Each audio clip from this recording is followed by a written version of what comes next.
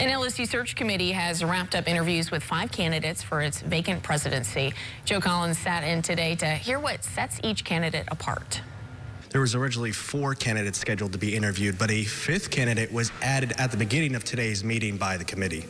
New to the group was James T. Dalton, the executive vice president and provost at the University of Alabama. The committee wanted to know how he would retain research faculty and grad students. And we have to make sure that the people we're hiring are aligned with our values and aligned with that same very hard work ethic. You only get that by sitting across the table from them, having a conversation. And I tend to hire people that I want to have dinner with again. Interim LSU President Matt Lee was questioned about recent violence at campus tailgates, including the closing of a tailgate area that was considered the epicenter of trouble. That's a complex situation, working with the information that we had at the moment. I probably could have done a better job consulting additional constituencies. Giovanni Piedimonte of the Tulane School of Medicine came to the U.S. from Italy. He said LSU must prepare students for the new types of jobs that are being created. We have to prepare them for the new jobs.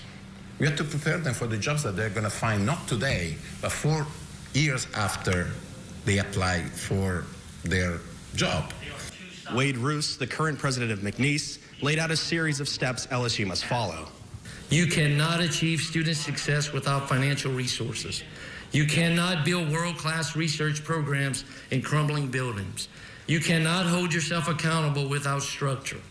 And you cannot sustain any of it without a clear-eyed commitment to fiscal responsibility. Robert Robbins, the former president of the University of Arizona, was asked about the murder of a professor in 2022 by a former grad student who had been barred from campus. That was absolutely a failure on our part. I took full responsibility for that.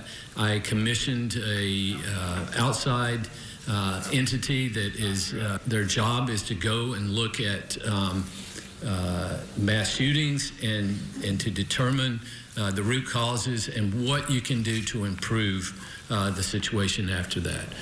Joe Collins, WBRZ News 2.